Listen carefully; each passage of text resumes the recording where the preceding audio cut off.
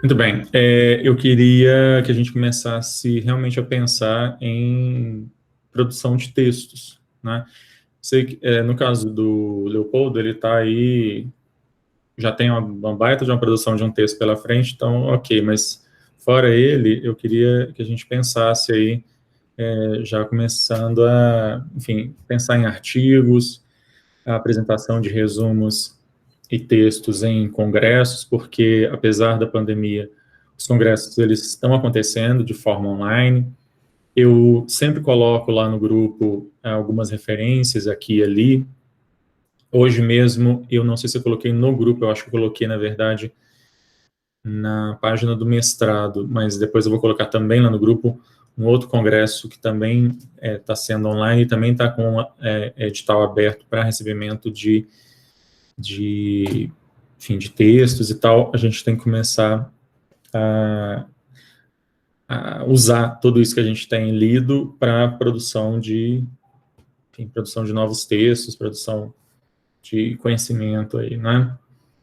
Mas, ok, então vamos lá. Hoje, quem vai apresentar, enquanto às vezes o pessoal ainda vai chegar, são o Leopoldo e a Bruna. De qualquer forma, está sendo gravado e o pessoal pode assistir depois.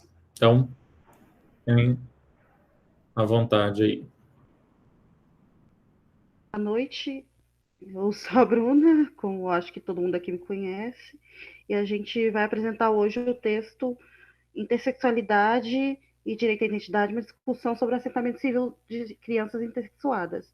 Então, esse texto, ele visa discutir a problemática do registro civil das crianças que nascem com a condição de intersexualidade ou antigamente chamado hermafroditismo, mas esse termo atualmente é um tanto quanto ultrapassado, até mesmo, como posso dizer, acho que nem o pessoal da medicina usa mais esse termo porque ele é obsoleto, É discriminatório também, né? discriminatório também. Então, as autoras são a Roberta Tourinhos Danta Fraser e a Isabel Maria Sampaio de Oliveira Lima. O objetivo do texto é analisar a garantia do direito de identidade da criança intersexual na perspectiva do registro civil do nascimento enquanto direito humano, objetivado pela Constituição e por legislações afora, inclusive Convenção Interamericana de Direitos Humanos, Declaração Universal dos Direitos Humanos. A intersexualidade é definida como um fenômeno orgânico que, que, é, que se dá por um desequilíbrio entre os fatores responsáveis pela determinação e diferenciação sexuais, constituídos por ambiguidade, anomalias ou incongruências no componente biológico da identidade sexual do indivíduo. Há um distúrbio a anomalia que pode ter a origem cromossômica, endócrina ou morfológica, e isso caracteriza como urgência médica social, seja pelo risco de vida que a criança intersexuada pode sofrer, no caso da. Só um minuto. No caso.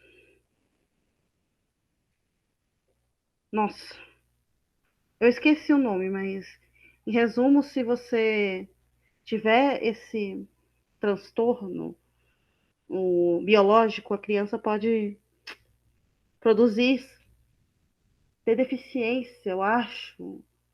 Não, acho que ela não consegue filtrar os sais. Eu não entendi muito bem o que é, porque né, minha área não é a biologia, mas eu tô tentando explicar do melhor jeito. E, e é uma urgência social, porque a criança intersexual, não só a família tem dificuldade em aceitar e entender o diagnóstico, como também a própria criança, ao longo do crescimento dela.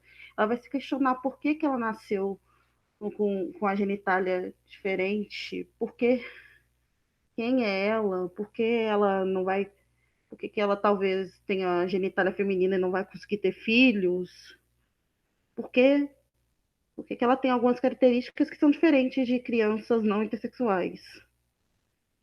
Bem, E nós temos o conceito de identidade sexual, que é um dos elementos constitutivos da identidade humana, que define se pertencemos ao sexo feminino ou masculino, que indica o conjunto de características biopsicossociais que distinguem o macho da fêmea. Nós temos 3 elementos que constituem a identidade sexual, que são biológicos, que envolvem o sexo genético, o sexo endócrino, o sexo morfológico, que originam o aspecto físico do indivíduo, não só a genitália, mas também a aparência que a pessoa vai ter, se ela vai ter pelos, o cabelo dela, outras coisas. Temos o elemento psicossocial, que envolve o sexo psicológico e o sexo social. Tem os elementos civis e legais, que determinam o sexo, razão da vida civil e as implicações jurídicas. O método usado na pesquisa é a estratégia qualitativa. Ela é originada de um projeto maior que chama Direitos Humanos e a Criança do Jovem Intersexo, que é desenvolvido pelo grupo de pesquisa Direitos Humanos, Direitos à Saúde e Família, do CNPq-UFSAL, da Universidade Católica de Salvador. Os procedimentos usados na pesquisa foram a revisão da literatura, o levantamento legislativo sobre o tema, 24 meses de inserção no laboratório, observação participante mediante acompanhamento sociojurídico de pacientes intersexos e entrevista com juízes, foram 3. As perguntas de entrevista são como proceder com base na atual legislação brasileira em caso de crianças com ambiguidade genital diante do dever de assentamento civil de nascimento. A legislação vigente referente ao assentamento civil de nascimento da Lei de Registros Públicos, Lei 6.015/73, seria ou não garantidora do direito à identidade, se resguardava suficientemente a dignidade da criança com intersexo, e como seria possível interpretar o artigo 54 da Lei de Registros Públicos, o qual determina imediata identificação do nome e do sexo do registrando no seu assentamento civil de nascimento, em face de uma criança com ambiguidade genital, a fim de se garantir a efetividade do seu direito à identidade e à dignidade. E se haveria outros meios ou alternativas mais específicas para satisfazer o direito à identidade para assegurar a dignidade da criança com intersexo, sob a perspectiva do seu assentamento civil. Os resultados.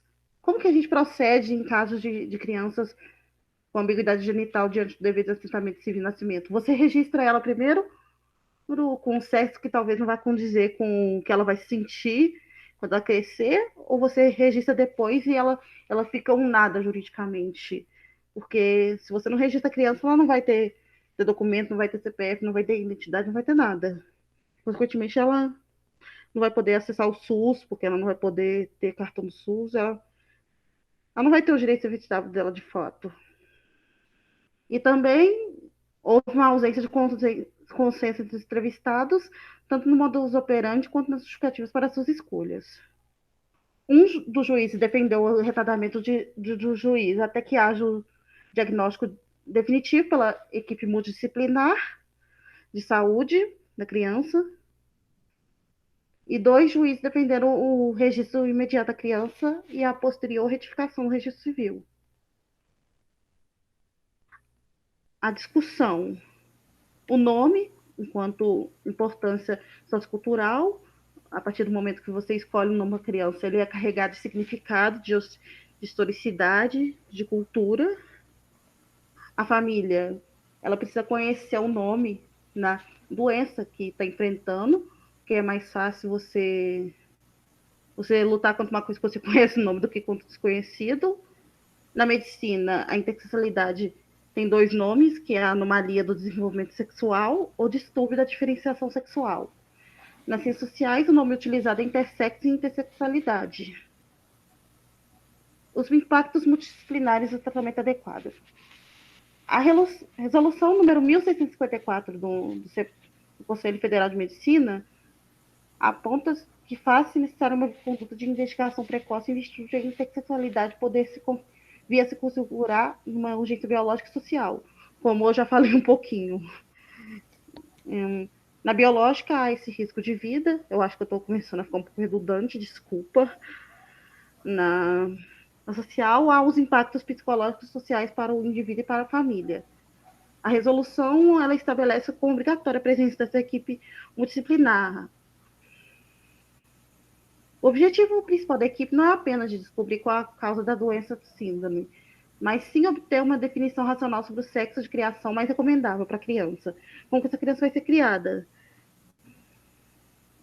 Os membros da equipe são clínica geral e pediátrica, endocrinologia pediátrica, cirurgia, genética, psiquiatria, psiquiatria infantil, assistente social, psicólogo e operadores do direito. O direito à identidade. O direito à identidade está ligado ao princípio da dignidade da pessoa humana, está consagrado na Constituição Federal de 88, nas legislações esparsas. O direito à identidade é um direito à personalidade, que é presente no direito civil. Quais normativas jurídicas que há na proteção do direito à identidade? Isso é uma questão que ficou.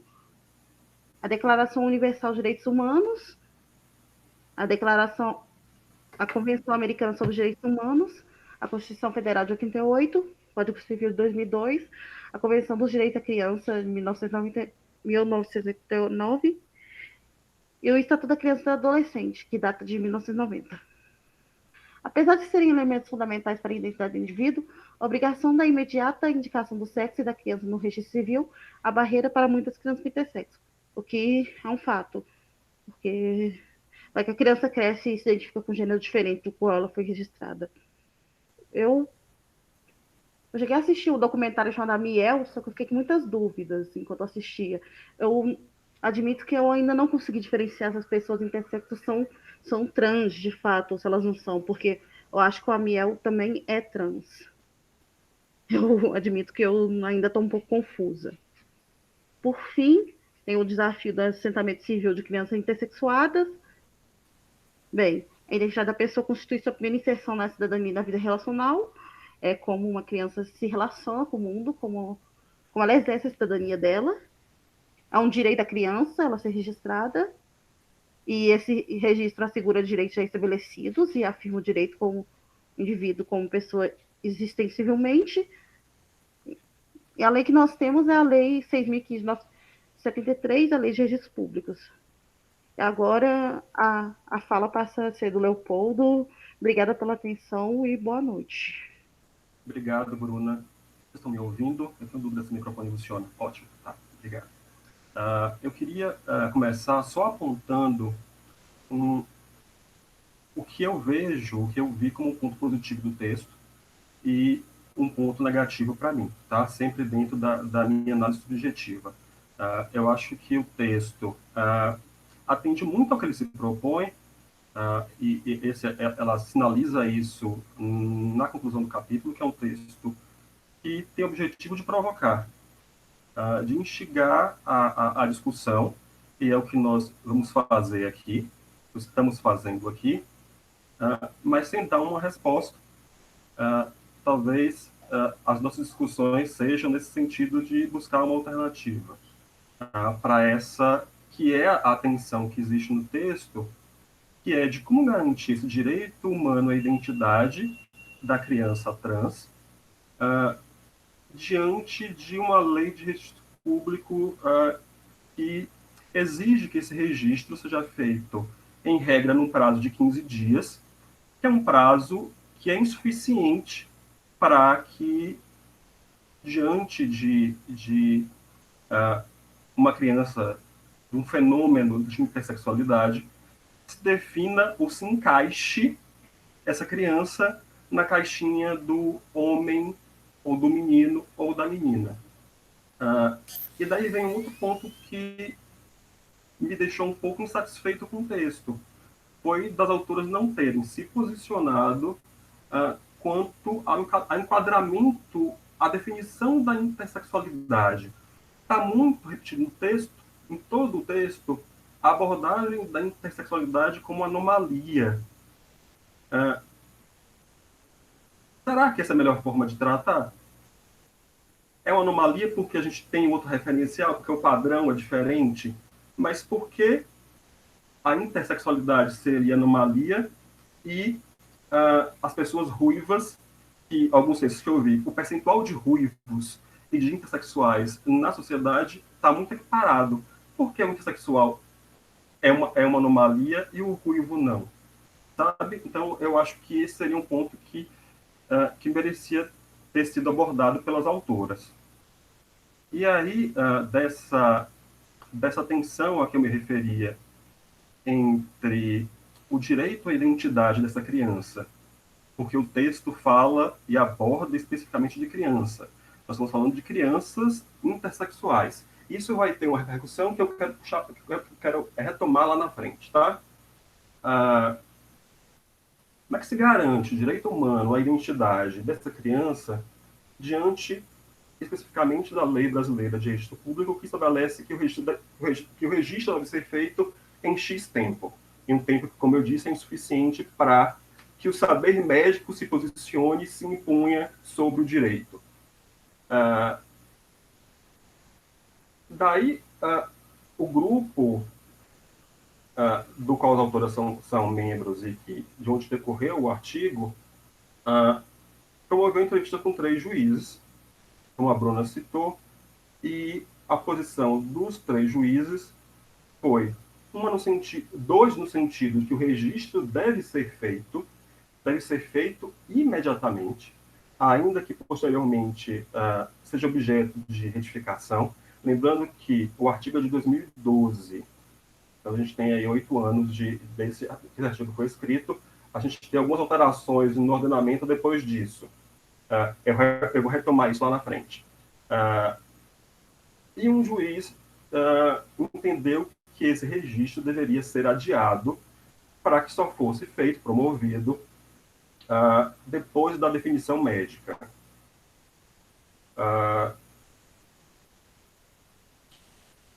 Qual o ponto positivo e negativo de um outro caminho?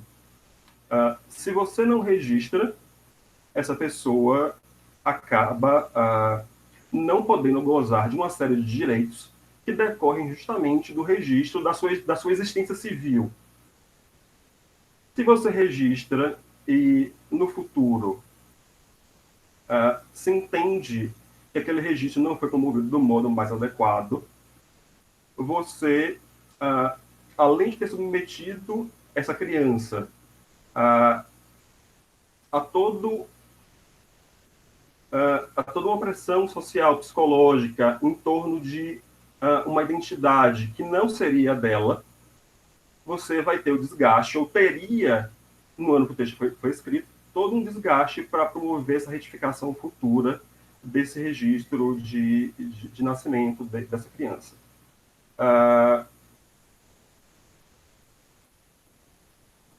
Essas seriam as 2 repercussões que nós temos aí. Um outro ponto que eu queria destacar é que eu fui a essa resolução do Conselho Federal de Medicina e eu entendo que a resolução foi muito honesta, porque ela faz tudo isso que eu coloquei aqui, consta da exposição de motivos da resolução. O Conselho está ciente de que uma definição prévia, assim que essa criança nasce, está sujeita a falhas. Toda a condução que a resolução estabelece para esse grupo multidisciplinar de psicólogos, médicos, juristas, para que se faça a definição, o que se faça esse enquadramento dessa criança em um sexo ou em outro, a resolução estabelece como isso deve ser feito, mas ela não é cega à possibilidade de que não haja sucesso nessa definição e que haja necessidade futura de uma retificação no registro. Então, ou ainda que a resolução não se preocupe com o registro, porque essa é a visão minha como conversadora do direito, mas que a resolução entenda que a designação prévia feita na criança talvez não coincida com o seu sexo psicológico de desenvolvimento, ou após o seu desenvolvimento. Então, eu entendo que foi bem honesta a resolução nesse sentido. Mas a discussão, então, é justamente essa. A discussão que o texto traz é como garantir o direito à identidade dessa criança diante dessa lei que nós temos. Se faz o registro, ou não se faz o registro. O que eu entendo que está superado a partir do julgamento da ADI de 2000 eu vou puxar aqui, Alexandre, que eu não sei de qual. 2018, Eu né? sei que o relator foi Marco Aurélio. Você está falando da decisão da STF sobre a alteração Sobre trânsito. Sim, Isso. o relator original era o Marco Aurélio, mas aí o relator para o acórdão foi o Fachin. Porque o Marco Aurélio dava uma decisão bem mais conservadora. Isso, ela é de 2018. Isso. Ela é a DI 4275 de 2018, em que o Supremo entendeu que a alteração de registro para alteração tanto do prenome quanto do sexo não depende de ação judicial. Então, eu entendo que a partir dessa ADI, existe um RE no mesmo ano, com relatoria do Dias Toffoli, que também trata da mesma matéria, basicamente, se entendeu... Com repercussão geral, inclusive. Desculpa, Alexandre. Com repercussão geral, uma decisão com repercussão geral. Isso. Essa decisão, eu acho que ela é central para o nosso debate aqui, sim, por duas razões. Eu concordo com você quando você fala das possibilidades dela, mas a gente tem que pensar também o seguinte, o STF foi muito restritivo, por exemplo, ao dizer que ela só vale para pessoas trans e não para travestis, por exemplo. É isso. É exatamente isso. Aí, se não vale nem para travesti, a gente vai poder estendê-la para pessoas intersexuais. Eu acho essa discussão fascinante. Eu acho que isso aí dá um artigo, dá uma pesquisa super legal. Nunca vi ninguém falar sobre isso. Ideias de artigo nós temos, execução que está difícil, Bahia. Mas já fica guardado aí para depois da defesa, então, meu povo. Se alguém se animar a escrever junto isso aí, eu super topo escrever esse texto, porque dá uma discussão muito legal sobre os limites da jurisdição, até que ponto a gente pode fazer, porque, na verdade, o que eu acho que a gente tem aí, talvez não seja extrair da própria decisão, ou pelos limites. Aí, gente, eu tô pensando junto aqui, por favor, se manifestem. Porque o STF foi bastante restritivo nesse ponto. Ele deu uma decisão super legal. O caminho foi mais ou menos esse, né? A decisão original do Marco Aurélio era bem restritiva, falava que tinha que ter laudo, não sei o quê. O Alexandre de Moraes mais ou menos seguiu a mesma história. Aí o Fachin dá um giro nessa história e fala, não precisa de laudo, não precisa de médico, não precisa nem de processo. Mas só vale para trans, não vale para travesti. Né? Agora, eu acho que a mesma ratio decidente, a mesma razão de decidir, pode ser estendida, sim, para pessoas intersexuais, até com muito mais razão, inclusive, do que para pessoas travestis, enfim, não sei. Porque... mas talvez precisasse de uma outra ação, em que se apelasse para a questão lá do STF ter uma interpretação construtiva e íntegra, né, no sentido dado pelo Dworkin, do que ele já construiu. Eu não acho que pela decisão que o STF deu ali, dê para estender para os intersexuais. Mas, assim, a mesma ratio decidente poderia ser utilizada nesse outro caso. Não sei o que vocês acham, enfim. Tem mais aí? E a gente não supera também a discussão sobre o momento de ser feito, em que isso vai ser feito. Porque eu, particularmente, não entendo que, com uma criança, com alguém que não se desenvolveu ainda, que seja possível fazer essa definição. É esse complicador. Muito complicado. Assim como entendo que algumas das soluções, tipo... eu acho que tem 3 projetos, eu acho que um deles foi inclusive arquivado, que é o do João Willis, com a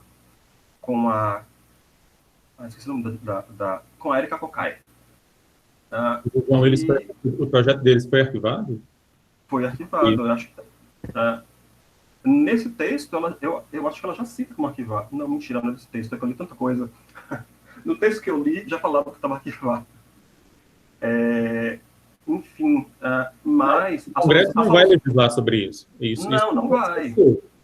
A gente tem dois projetos anteriores que são até menos progressistas do que o do João Willis, que é o de incluir o terceiro quadradinho de intersexo lá no registro, ou de não indicar qual sexo, que nem esses passaram. Então, sabe, não vai.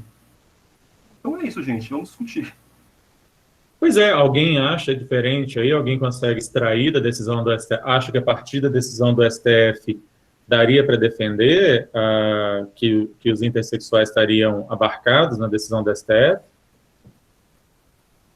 De repente eu estou sendo conservador na minha ideia.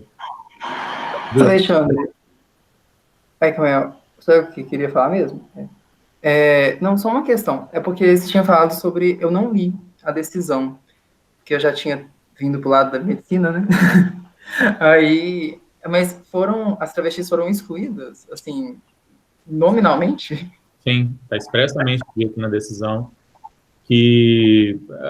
Agora, não sei se é na ADI ou se é no recurso extraordinário. Não me lembro agora, teria que conferir. Mas, numa dessas duas decisões, de qualquer forma, o RE também tem repercussão geral. Então, ele, de alguma forma... E as duas decisões, acho que meio que conversam, né? Expressamente se fala. Eu não sei se é o Barroso que fala isso, mas fala assim, porque no caso das travestis a gente não tem muita certeza, não está tão bem definido, enfim, é um negócio... Assim, eu acho uma babaquice o que o STF falou ali, mas é isso que está. Então, expressamente exclui. Sim, é porque, nesse sentido, porque eu fiquei pensando se não seria esse embasamento, né? De falar que não se está definido e tudo mais. Não, mas não. Para falar que não abarcaria pessoas intersexo, mas ao mesmo tempo, eu acho que esse debate de pessoas intersexo, acho que a grande... Oi, a Germana falou alguma coisa. Não, que na verdade a gente não pode misturar, acho que a Germana está falando aqui, é que na verdade o Samuel também falou, a gente não pode misturar as estações, né? Porque pessoas trans, a gente está falando de identidade de gênero, de uma pessoa, e no caso dos intersexuais, você tem o intersexual pode ser homossexual, pode ser trans, ele pode ser um monte de coisas, né? São coisas independentes.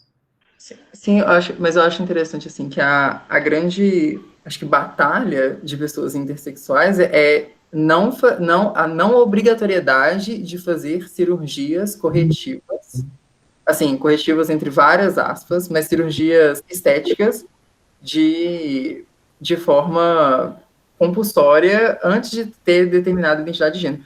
Então, assim, eu acredito, inclusive, que essa interpretação seria muito facilmente recebida pelo próprio discurso que o Leopoldo estava destacando, de que é um defeito e que você tem que corrigir. Então, não tem essa porque existe uma questão, assim, uma invalidade da transexualidade. Então, tipo assim, você vai falar assim, não, isso não existe, é mentira, a pessoa tem uma deficiência mental. Mas com a pessoa intersexo é o contrário, né? Então, tipo assim, A deficiência física, né? Sim, e aí a pessoa vai falar assim, não, pode autorizar, então. Eu acho que não encontraria tão bem. Mas, de qualquer forma, a gente ainda está patologizando, né? Sim, com toda certeza. Não, eu acho que estrategicamente, como advogado, de repente, é uma também, né? Vai por aí. De que vamos, se é para resolver o problema, a gente, como advogado, eventualmente a gente pode ir por esse lado, dizendo, se esse é o caminho mais fácil para resolver o problema, que seja. Mas se a gente tá pensando aqui no que seria algo menos... seria o melhor dos mundos, né? E o melhor dos mundos nunca foi a patologização, né? O que o Samuel está falando aqui? Samuel, você podia falar ao invés de escrever.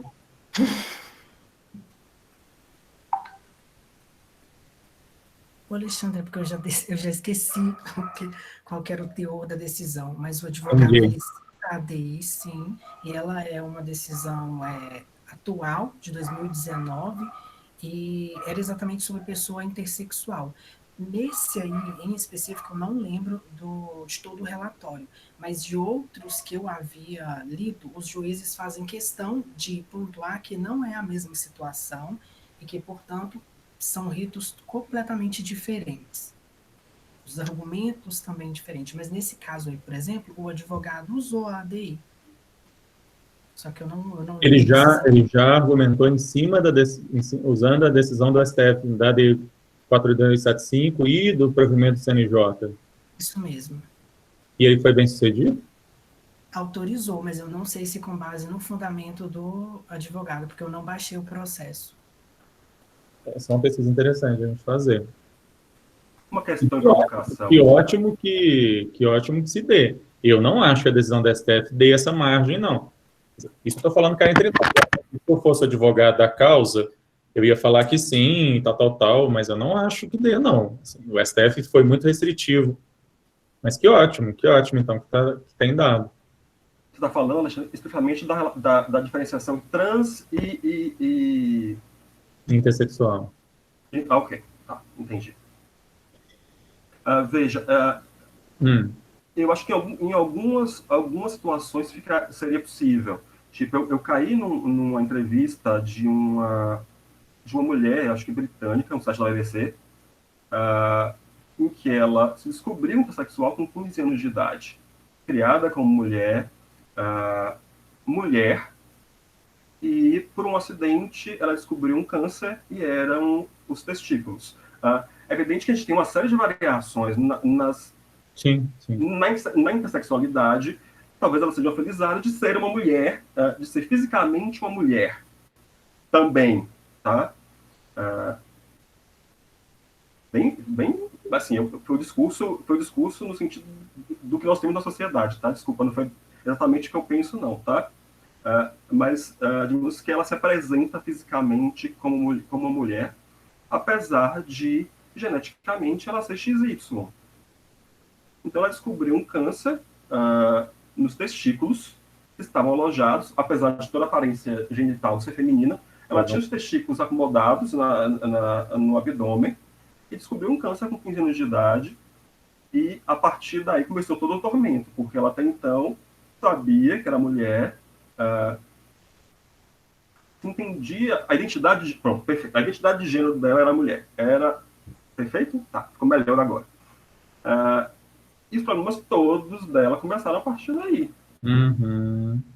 Se a situação fosse diversa, se ela a partir de então se entendesse, não, agora eu quero ser homem, será que ela teria dificuldade em fazer? Eu estou pensando na decisão do STF, tá? Se fosse aqui no Brasil, tal e tal. Eu tenho aparência de mulher, mas eu sou geneticamente homem e minha identidade de gênero é masculina a partir de então. Será que ela teria dificuldade em fazer isso? Pela decisão do STF, não, porque daí, na verdade... Eu não sei se ficou claro, assim, o que eu quero colocar é que toda dificuldade, assim, o Leopoldo enxerga a dificuldade na criança. Eu não vejo essa dificuldade numa pessoa adulta, em que o sexo psicológico já está definido, entendeu? Era esse ponto que eu queria, essa condição, esse ponto que eu queria colocar.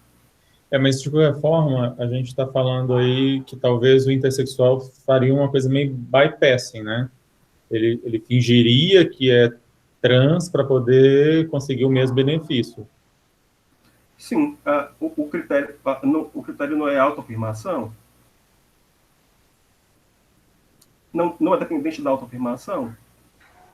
Mas essa discussão é interessante porque... vou até colocar meu rosto, peraí.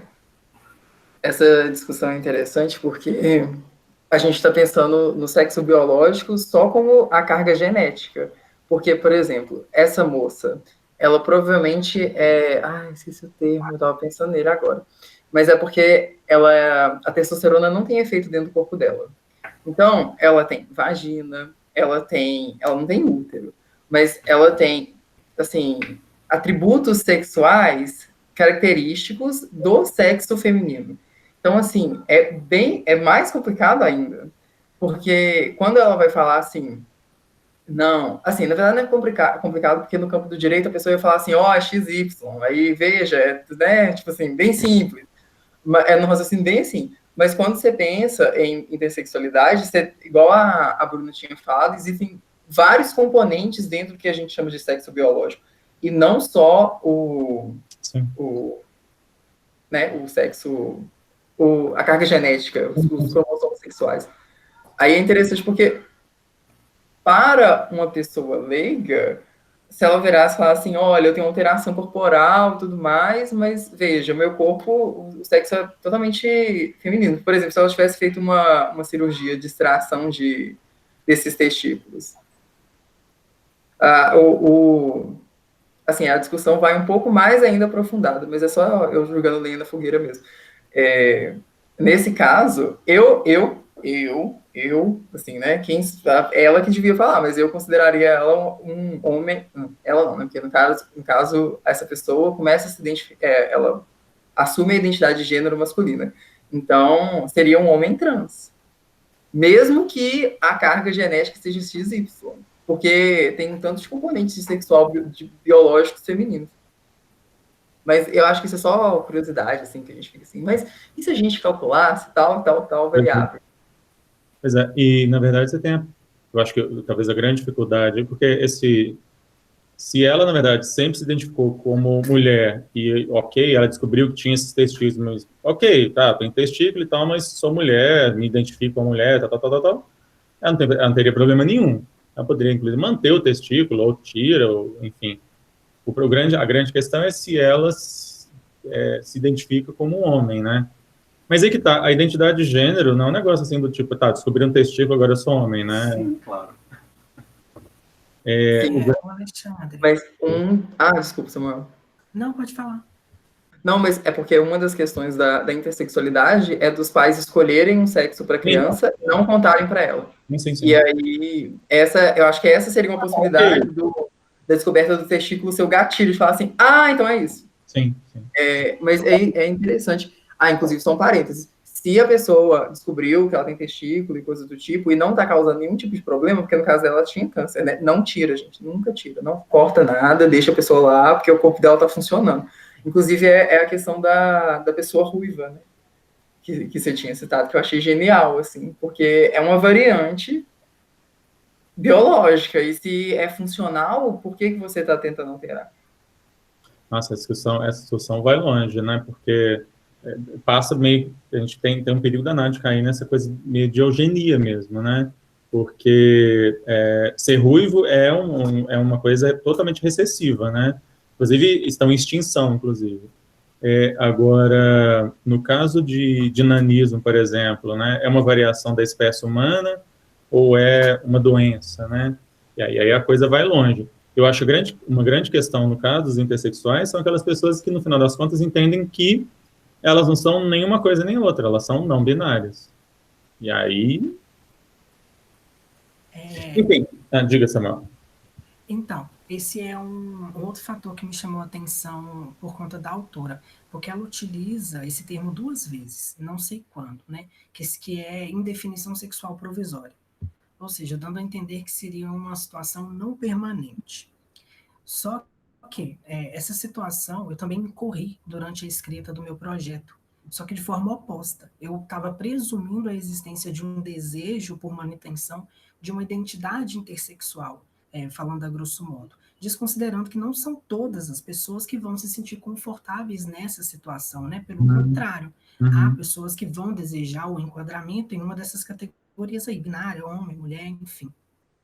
E eu acho que é justamente por isso que a discussão ela é importante, porque a conclusão que eu chego é que a gente tem a necessidade de mudar o ângulo por quem se analisa a intersexualidade, não resumindo ela a uma anomalia, mas buscando também uma forma acolhedora, né, que possibilite o reconhecimento desse sujeito intersexual e da identidade dele autoafirmada. Eu acho que é na autoafirmação da identidade que subsiste, né, o respeito à identidade dele, seja qual ela for, porque assim, progressivamente, eles poderiam ser capazes de participar de forma ativa, né, na definição dessa identidade sexual, e o que não tem ocorrido. Quando a gente está falando de pessoas maiores de idade, essa solução, eu acho que é essa mesmo. O que causa arrepio no pessoal do direito é quando a gente está falando dessa mesma coisa para pessoas menores de idade. Aí a coisa parece que se complica demais, né? Vão permitir que uma pessoa menor de idade, ainda que com o consentimento dos pais, faça alguma coisa assim? Mas é engraçado, porque a gente permite, né? o tempo todo, sobre o pretexto. Não, é pior do que isso. Na verdade, a gente pega, pela resolução do Conselho Federal de Medicina, isso é feito, inclusive, sem a criança, obviamente, opinar, porque é um recém-nascido, então, na verdade, você mutila uma criança. Essa é a minha grande questão com relação a isso. Você pega uma criança, você mutila essa criança, obviamente, você mutila um recém-nascido para que ele possa caber dentro daquilo que você quer, né? E é o grande problema da situação que a gente tem atual é esse. É provisório, é definitivo, vai poder mudar depois ou não? Não sei. Eu tenho uma série... E aí, gente, é claro que a gente teria que fazer uma pesquisa um pouco mais a fundo para saber o que os próprios intersexuais pensam sobre isso. A pesquisa que as meninas fizeram, acho que já é um primeiro levantamento, mas eu, inclusive, queria sugerir para vocês, quem está interessado nesse tema, dar uma olhada em duas associações, a ABRAE e a LABEI. São duas associações aí de pessoas intersexuais. Eu acho que eles poderiam dar algumas respostas para a gente com relação a essas coisas. Eu estou querendo fazer contato, inclusive, com um advogado, a OAB de Minas, a comissão, né, que eu estou presidindo, vai fazer um evento ainda esse ano sobre intersexualidade. A gente está querendo chamar um advogado do Rio de Janeiro, ele é uma pessoa intersexual, e para ele poder falar também um pouco sobre isso. Tá? Eu acho que vale a pena a gente tentar também ouvir um pouco do que essas mesmas pessoas têm falado. Essas duas associações, eu acho que são uma boa fonte de pesquisa para a gente inicial. Sim, sobre essa discussão das pessoas que sofreram intervenção. Eu conheço 2 estudos que acompanharam, longitudinal, não sei como é que fala, um estudo assim que tem um tempo maior, né, de atendimento a essas pessoas. O primeiro, ele acompanhou 62 pessoas diagnosticadas com intersexualidade, nos variados graus. Uhum. E tem um outro que acompanhou 12. O outro, depois eu vou mandar no grupo, inclusive. Ele pontuou a insatisfação dessas pessoas de terem sofrido intervenção enquanto criança. Uhum. O de 62, eu não lembro qual foi a conclusão, mas eu acho que, na verdade, eles nem deram uma conclusão nesse sentido, assim. Então, eu vou mandar lá no grupo porque eu acho importante. Mas, em questão, assim, da compreensão das pessoas em si, de dar uma resposta ao que acontece, a maior parte delas, pelo que eu vejo, né, são inclinadas a reivindicar uma terceira categoria, de fato. Entendi. Um documentário que eu já assisti, eu acho que até comentei aqui, da Comissão Interamericana de Direitos Humanos, todos eles falam, tanto que foi problemático para eles ter passado por isso de forma arbitrária, como foi feito de forma arbitrária quando eles nasceram e quanto problema que isso acabou causando para eles, né? Então, não é uma coisa simples mesmo, não. Mas vamos lá, Leopoldo, continue aí. Eu tenho uma dificuldade maior nessa questão da designação de um sexo para a criança. Mais uma vez, é uma visão pessoal, tá, gente? Divergências são sempre bem-vindas, a gente discute.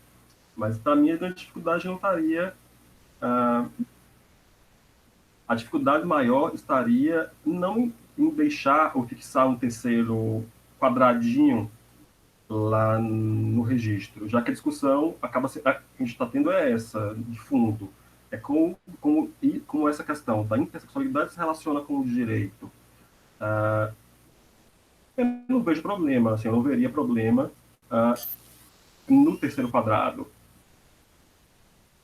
Mas eu vejo problema no nome, no prenome. Para mim, o maior problema é o prenome, sabe? Ok, você registra como um terceiro gênero, mas e o prenome? Faz como? Tipo, Rafaela decidiu que é Manuel, não é mais Rafaela, desculpa o exemplo, gente, mas... sabe? Particularmente, para mim, a maior dificuldade estaria aí. Mas é evidente que a minha visão, o que me leva a enquadrar essa como uma dificuldade, não é a mesma que nossos legisladores, né? Mas implicados com seus preconceitos e por aí vai. Desculpa, não vou fazer discurso político aqui, não, prometo. Talvez a Bruna falou aí, eu ia falar, na verdade, talvez nesse caso, ou pelo menos nesses casos, usem um nome mais neutro, né? Um nome que possa servir para homens e mulheres. Enfim, que não é muito comum no Brasil, né? A gente não tem muitos exemplos, mas enfim, poderia ser uma opção. De um dos juízes lá que deu de registrar recém-nascido. Não tem um nome definido lá no texto, no caso. E essa questão do registro em si, ela é interessante, porque a lei, ela não determina que tem que ser homem, mulher, feminino, masculino. A gente deduz isso e aplica, né, por conta dessa matriz binária que as leis são assentadas. Uma entrevista de uma registradora, quando eu estava escrevendo o meu texto, e que ela fala que, muito pelo contrário, a declaração de nascido vivo, que é um formulário que é emitido e controlado pelo Ministério da Saúde, ele traz um campo de indefinição de sexo. Tem 3 opções, masculino, feminino e ignorado. O ignorado deveria ser utilizado nas hipóteses, né, em que o médico seria incapaz de determinar de imediato qual seria aquele sexo a ser registrado. Interessante. E para ela, o registrador, ele não tem competência para fazer juízo de valor se pode ou não registrar, já que a lei não veda também esse registro.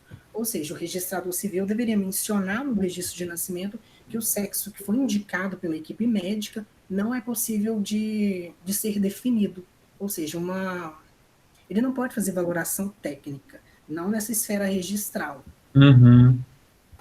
Nossa, interessante. Essa é interessante. A gente tem outra coisa que acontece. É mais, então, por um hábito nosso de pressupor que a lei exige a definição, né? É porque a lei de registro público fala expressamente, assim, tem 2 regulamentos que eu, de fato, não acessei. Eu não sei, Samuel, talvez seja um desses, mas, assim, a lei de registro público fala expressamente no 54, o assento de nascimento deverá conter, 2, o sexo do registrando. Mas se... Homem e mulher, masculino e feminino? Ela não diz... Ele não... Entendi. É claro que o legislador pensou nisso, né? Mas tá aí uma boa questão. Se, afinal de contas, ela diz que tem que ter um sexo, se ela não diz quais, o quais aí é porque nós pressupomos que, obviamente, seria só masculino e feminino. Nossa, essa é boa. Essa é uma tese legal.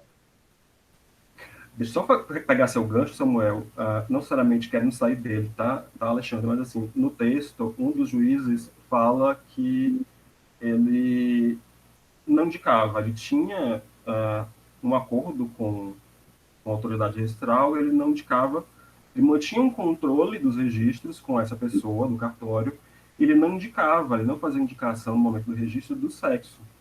Isso só seria a posteriori. Eu achei, assim, um caso do jeitinho brasileiro aplicado no judiciário, sabe? Pois é. Um jeitinho judiciário. Eu não gosto da ideia de que um juiz fala aí que isso precisa ser feito, pode ser feito posteriormente, mas sempre condicionando a uma equipe multidisciplinar. A própria pessoa não é consultada nunca nessa história, né? Porque, afinal de contas, é um recém-nascido.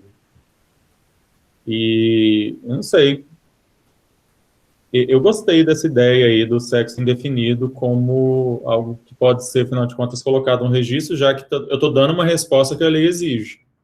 E também, mas na verdade, eu vejo, cada discussão vai aprofundando outros assuntos, né?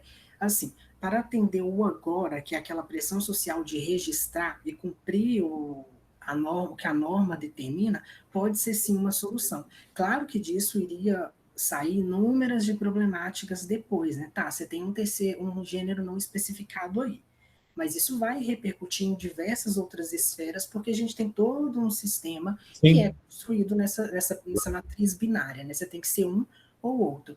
Por exemplo, vamos for a terceira categoria, se ela prevalece, seria necessário toda uma revisão do ordenamento, por exemplo, nas questões dos direitos previdenciários. Não é homem, não é mulher, você está numa terceira categoria, será intermediário? Vai aplicar aquilo que a pessoa pediu? Vai aplicar... Trabalhistas também. Trabalhista, porque essa pessoa vai trabalhar, ela tem licença maternidade, ela tem licença paternidade, né? a própria coisa da escola. A escola é um lugar que vai exigir essa generificação, vai exigir essa definição. Enfim, isso vai causar um transtorno para essa pessoa a vida inteira, se não tiver algo muito bem resolvido. Banheiro, por exemplo. No caso da pessoa desejar conservar uma identidade intersexual, né? Enfim, é sempre muito difícil. Ou não, quer dizer, não só nesse caso, Samuel. Às vezes eu posso ter uma pessoa, essa pessoa ela pode ter toda uma aparência física mais feminina, por exemplo, mas ela se identifica como homem, ou o contrário, né? E aí, porque na verdade ela tem os dois, mas ela se identifica como homem, apesar da, vamos dizer assim, da aparência dela ser majoritariamente identificável como mulher, e aí isso vai dar um problema também no banheiro, inclusive. Voltamos ao problema do banheiro.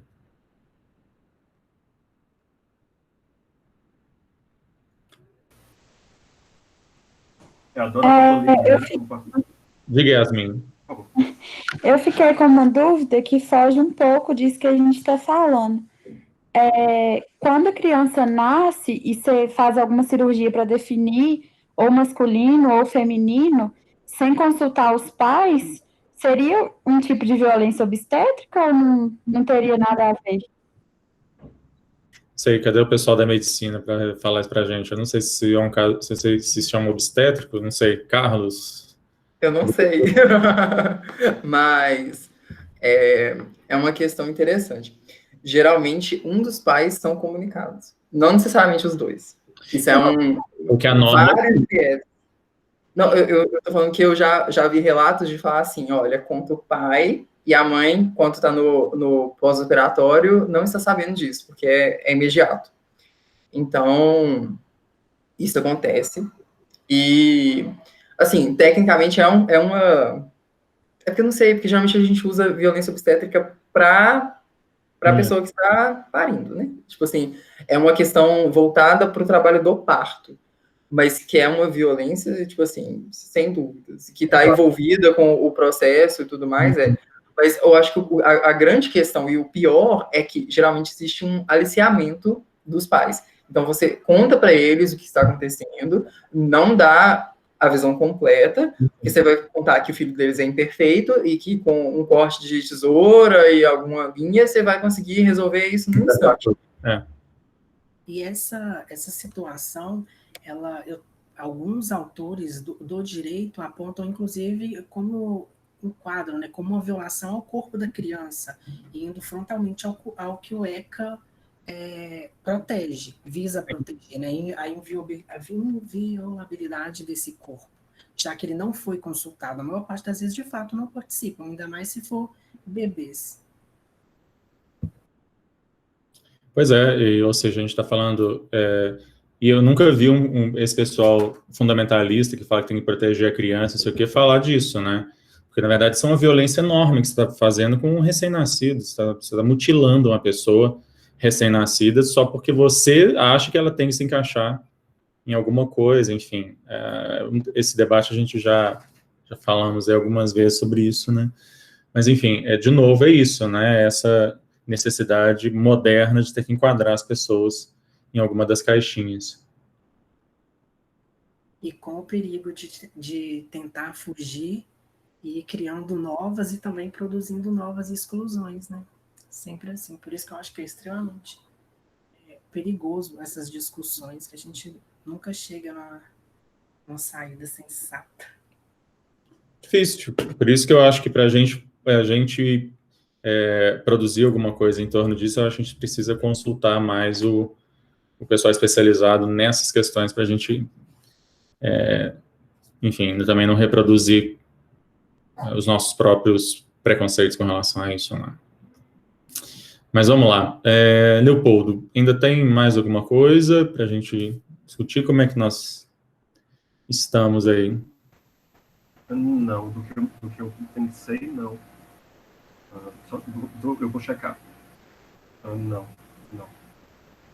Não pensei em nenhum outro ponto. Ok. Na verdade, eu acho que a gente acabou discutindo ao longo... Eu tinha anotado essa questão de decisão do STF e tal. Eu tinha anotado algumas outras coisas, mas eu acho que a gente acabou discutindo ao longo aí da apresentação. Eu não sei, vocês querem continuar nessa questão dos intersexuais? Vocês acham que a gente continua em cima disso? Ou vamos para frente, vamos para outras coisas? Alexandre, a revista, eu esqueci o nome, não sei se é a Periódicos da Bahia, ela tá com uma abertura de chamada só para essa temática. Talvez se a gente delongar essas discussões, a gente consiga construir, submeter algum projeto, o tempo até ano que vem. Legal. Mais ou menos. Legal. Então, de repente, a gente pode pegar... Samuel, você andou pesquisando mais esse tema, você deve ter outros textos, né, sobre isso. Tenho sim, eu posso encaminhar lá, algum diferente. Tem um, inclusive, que faz um comparativo de decisões nesse sentido na Colômbia para a Argentina, que tem uma das legislações mais avançadas nesse aspecto de reconhecimento de identidades. Uhum. Ele está, inclusive, num dos livros do Diverso. Eu posso encaminhar ele. Eu estava até com... É o do segundo congresso? Não, pode ser. É um verde. Não sei se é o verde que você tem. Não, eu estou com um PDF aqui, a capa dele é roxa, então não sei. Não, Então a gente pode pegar um desses aí para a próxima. Mas aí, Samuel, como você já está mais em cima, você já pesquisou esse negócio para o seu projeto, você podia apresentar com mais alguém. Quem mais? Para me ajudar, eu preciso de ajuda, gente, minha rotina tá... Eu não apresentei ainda, qualquer coisa eu posso apresentar com você, Samuel. Você mesmo. Beleza. Então, Samuel, coloca lá no grupo em PDF, por favor, então, esse texto. Um viés em específico de discussão, que a gente acabou trabalhando vários, né? Hoje, se tem alguma preferência. Eu gostei desse que faz o direito comparado aí, que fala sobre como é que é na Colômbia. Direito, a verdade é essa, né? Igual a autora até pondera. A maior parte das discussões estão na área médica e da psicologia. Muito pouco tem textos que abordam esse entrelaçamento dessas três áreas, ou outras também. Então, que trabalho... Acho que pode ser isso do direito, e depois a gente pode pegar também o da medicina, enfim. A ideia do grupo também é fazer essa ponte, essa interdisciplinaridade, né, entre direito e medicina. Então, essa notícia que você colocou do IBDFAN, eu vou lê-la depois com calma, acho que é bem legal tentar achar essa decisão, seria bem legal tentar achar essa decisão. Como é que solução que foi dada, né, pelo juiz, né? Nesse caso, eu acho que a gente tem que escrever pedindo para conseguir acessar. Porque ele deve ser... Corre em sigilo e é de vara de família também. Seria interessante se a gente conseguisse conversar com o advogado. Tem o nome dele, né? Eu acho que tem sim. Na reportagem. Legal. De repente tentar conversar com o advogado. Obviamente ele não vai divulgar os dados pessoais, mas ele podia falar para a gente sobre qual foi a linha, né, de sustentação e qual foi a fundamentação que o juiz deu, sem revelar, obviamente, dados pessoais, mas para nós aqui seria interessante. Enfim. Muito bem, então, pessoal, eu acho que a gente tem bastante coisa com que pensar aí. Eu acho que valeria a pena, para quem está se interessando sobre esse tema, dar uma olhada nessas duas ONGs, tanto na ABRAE quanto na LABEI, ver o que esse pessoal tem falado, de que forma que eles têm reivindicado, né, as questões deles, enfim. E aí, então, a gente retoma no dia 23, tá? 23 de setembro. Alexandre. Diga, Carlos. Há uma coisa do início da da reunião, que você tinha falado e eu não perguntei na hora. Quando você fala para a gente fazer produção de texto e tudo mais, como é que é esse processo? A gente pensa numa ideia, leva ela para você e aí a gente... Pode ser, ou a gente pode trabalhar lá no grupo de WhatsApp mesmo. O Samuel está falando que tem um periódico, tem uma revista, né, o Periódicos, que eu acho que ele falou, que vai ter uma chamada especificamente sobre a questão da integridade. Então, assim, ou pode me mandar direto para mim, ou a gente pode debater isso no grupo, mas eu acho importante a gente começar a produzir. Tá bom. Eu gostei. Legal. Muito bem, pessoal. Obrigado, então, pela presença e estamos aí caminhando para, graças ao bom Deus, setembro. E daqui 2 semanas, então, estamos de volta. Enquanto isso, vamos discutindo lá no grupo. Certo? Obrigado. Obrigado, gente. Obrigado, Bruna. E obrigado, Leopoldo, pela apresentação, as apresentações dos dois. Tchau, gente. Tchau.